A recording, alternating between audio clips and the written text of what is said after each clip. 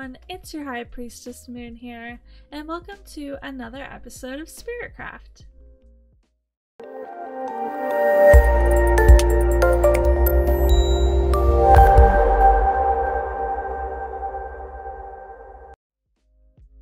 Right now, it's your future High Priestess Moon talking to you because I actually recorded this intro after I did the city building, and I'm excited to show you a small time lapse of me building up some of the buildings you see behind me. So I'm going to cut right into it and show you. I hope you enjoy.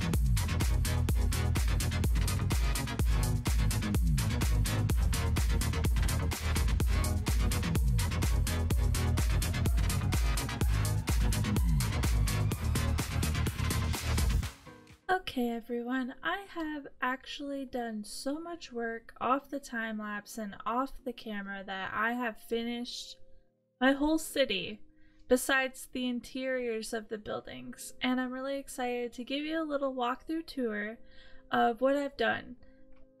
So we obviously come over this bridge like normal,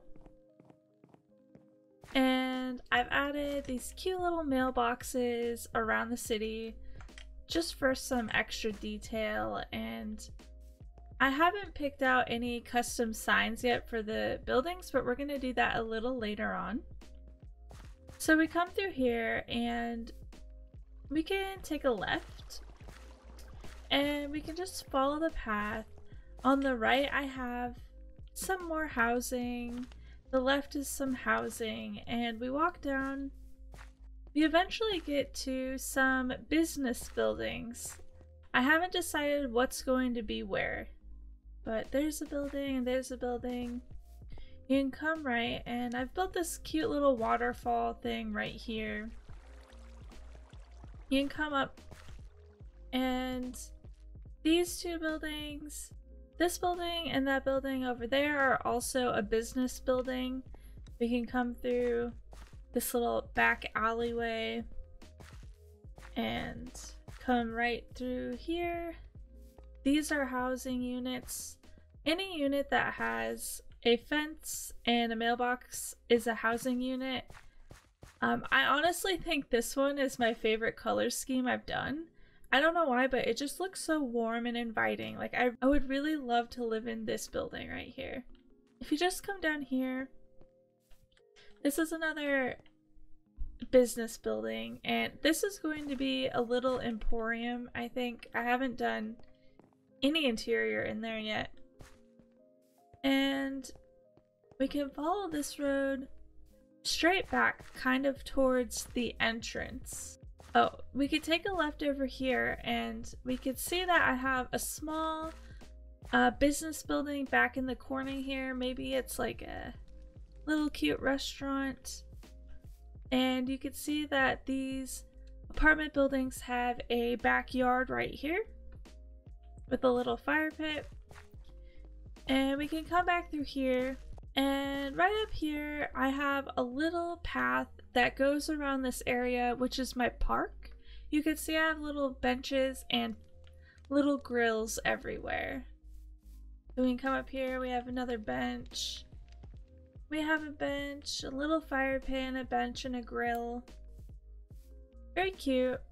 And we can come over to our main shopping district right here. It's a nice little downtown feeling, I think. I tried to mix in different colored walls. I added these flag bunting things that I thought would look really cute. And I tried to make all the buildings have different heights. And this one's going to be a special one with a nice balcony to look out over the ocean. I definitely want this to be some sort of cute restaurant with chairs and tables out here. As it starts to get dark, you can see the cute fairy lights that I put in the park area over here, and I think the city looks really beautiful with all of the lighting along the pathways, and it just has a certain charm to it. It was a huge learning process making these buildings. Working with diagonals is really hard, and I think I learned a lot in the process of trying, and I can't wait to continue to learn more about building and getting better. I still think this windmill area is my favorite. So there's a couple things I need to do now, and I really need to work on all the interiors of the building, and I need to make a custom sign for each business. And last but not least, we need to obviously populate our city. It's, you know, a little dead feeling right now. Like, it definitely has a lot of character, but we're going to populate this bad boy with a ton of villagers. And it's going to essentially be my own trading hall. Just a really big trading hall. So in my city, I have 25 business buildings, and I figured out what I want to do with each of them. There are 13 villager professions, and I'm going to dedicate one building to each of those, and that means I will have 12 buildings left to do something with, and they're going to be used for Pamsharvestcraft restaurants. So I'm going to get busy trying to create the interiors for each of those. Alright everyone, I have finished a bunch of the interiors of the buildings in the city, and I'm excited to show you the basic layout that I've been using for the different buildings. So let me show you around. So inside the housing units, I've been putting the number signs and these welcome home mats. And inside, I like to have a little couch, a small kitchen, and storage, and a table and chair. And if you go up the ladders, you'll see their little loft areas where I have their beds. And I think this is super cozy and cute. And each housing unit has a similar layout and items I've put into it. So if we go check the second unit, you can see I have a very similar layout with the couch in the kitchen, and then we have the loft upstairs with like an armor stand. And I think it's super cozy and cute, and this one even has a balcony. One thing I'm not sure of is if villagers can actually get up these ladders or not, because I do want this to be a functioning city. So the other types of buildings I have are the restaurants, and the restaurant layout is going to go like this. A little waiting room, a book and lectern, and in the book I'm going to write all of the items that are going to be offered at the restaurant. And if this is a bakery, for instance, I'll put in like apple pie, etc. And that'll let me know all of the food items that I need to collect for Pamsharvestcraft. And once I collect them all, I'll put them up on these item frames, which I think will look like a menu. And anything that won't fit on the item frames, I'll put in the chest. And I think this kind of looks like a counter where you would buy your food. And then you can go over here and eat your dinner. And all of the restaurants have basically the same style of setup. And lastly, the thing I need to show you is I've been making these custom signs. I think they look so good. I used a wooden style for all of them, and I've only made 2 so far. So this is going to be the armory, and in here I'm going to have the profession thing to make the villagers an armor person, and over here I made Nitwit's butcher shop, and I thought that was really funny because some of the villagers are nitwits, and I'm just gonna pretend that they are the ones owning the butcher shop, and I think they turned out super cool. I made them in Photoshop. So I still have a bunch of these interiors and signs to finish, but I'm gonna do it over time because it is actually quite a large project. So now I might try bringing a villager over from a nearby village. I'm not sure if I have enough beds for them. I'm going to do a little bit of research and see if they can climb ladders to get into their beds or not. So I decided against bringing any villagers over at the moment because I researched it and they cannot climb up ladders. And unfortunately, a lot of the housing units that I furnished have their beds in the loft area. So I'm going to have to maybe switch that up a little bit, or also just put beds into the shops that they're going to be in anyway. So I'll figure out a way to make it more accommodating for the villagers, and maybe we'll bring them in next episode. So I think we can start working on maybe some more mana and Artifice, and maybe tick off one of the tasks on the list. I think what we can try doing is crafting a spell with complexity 20 or more. So let's head over to our inscription table and see what kind of spells we can make now. I'm not super familiar with all of the abilities over here. So I decided that I want to do a projectile entangle spell with an increased duration, damage, and range. I think that's what that means. So I need to get a little bit more vellum, which you just get by using leather in a cauldron. So I'm going to do that quick.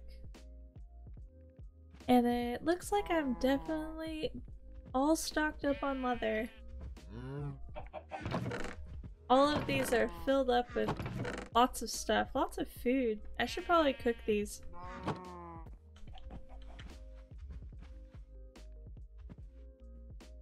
So I got some more vellum, and now I can just click the arrow button and that'll go through and make me my spell recipe.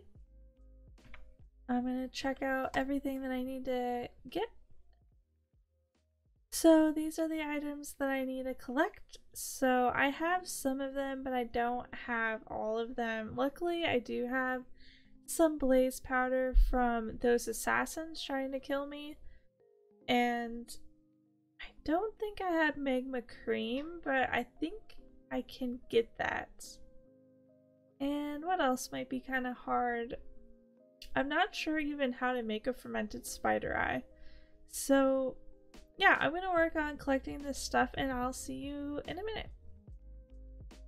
Gotta chalk up my area for the spell. I've already memorized this pattern, which is kind of cool.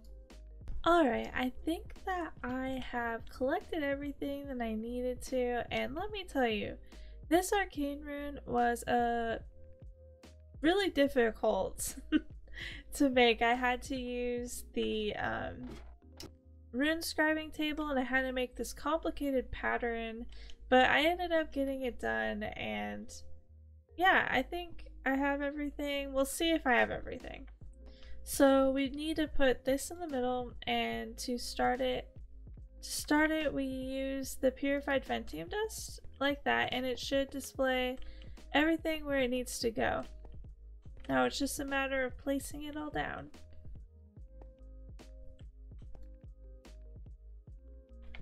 And there's so much stuff to place down for this. And the last one is the snowball. So now all I have to do is start the ritual with the purified Ventium dust, and it should go. Oh, I forgot my wand though. I'm gonna have to go grab my wand. There it is. Now we can head back up and do the shapes.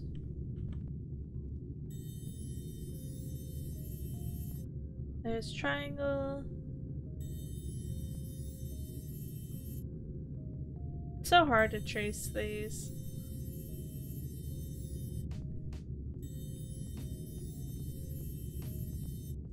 Diamond.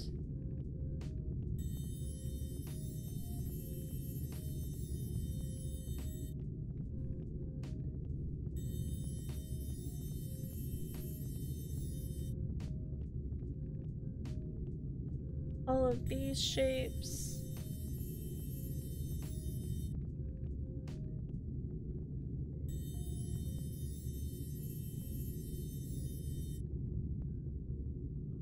Oh, and here it comes. I did it, you guys. So we have a projectile entangle spell, and I'm really excited to go try this out. So let's go on a little adventure, maybe through a cave, and kill some monsters.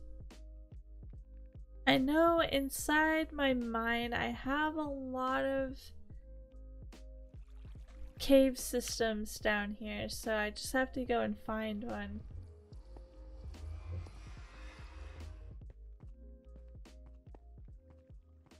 I know we haven't been down here in a while together.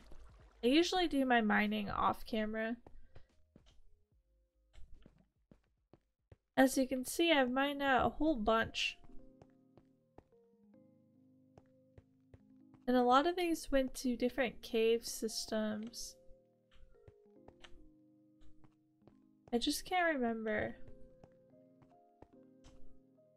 I think I can get in over here.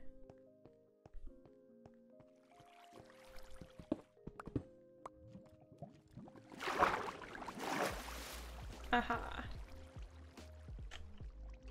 Okay, this looks dangerous enough, right?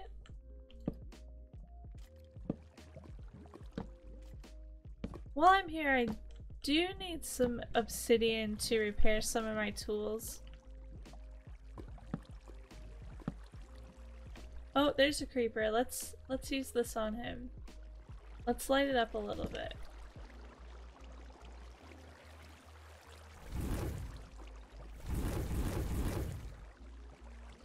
Is it even doing anything?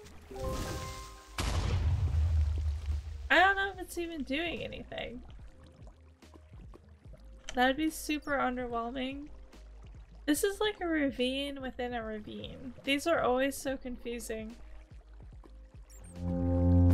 Oh, and of course there's a raid in this cave. Okay. So, let's see if this works. I feel like it's not working.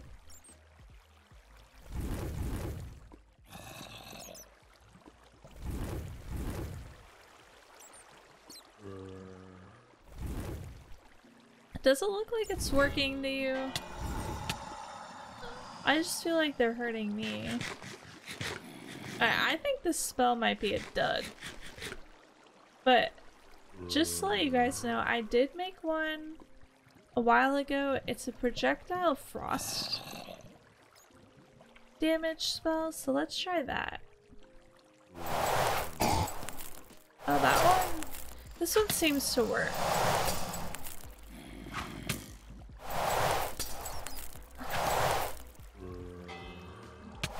Doesn't seem to do a ton of damage.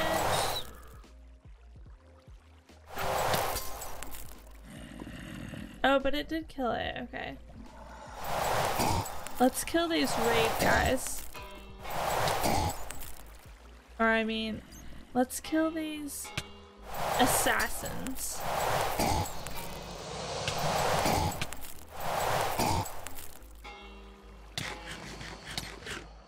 I'm not sure what they're hitting me with.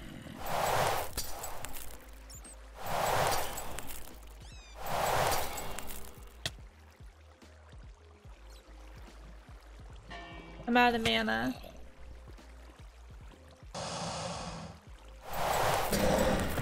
Alright, I think I killed both of them. So I'll collect the loot. Oh!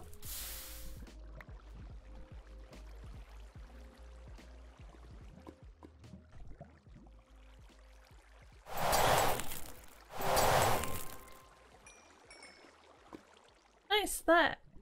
The frost damage seemed to work pretty good, but definitely not the one we just made. I don't even know if it worked. It didn't seem like it was doing anything.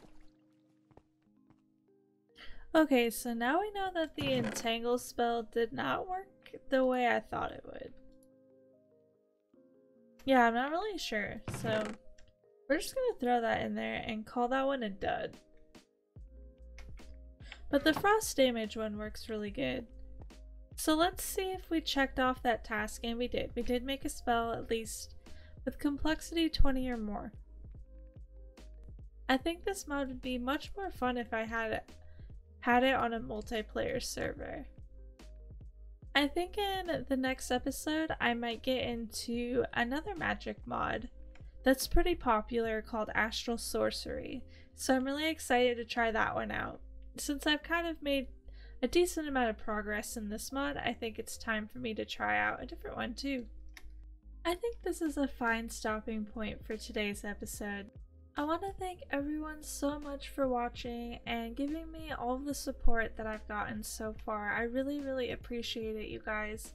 And I'm super excited to continue making amazing content for you guys to watch. If you've enjoyed it so far and you haven't liked or subscribed to me yet, feel free to do so. It really helps my channel grow and I really appreciate it. If any of you would like to join my Discord community, I have it linked in my description below. I hope everyone has a mystical night and happy dreams.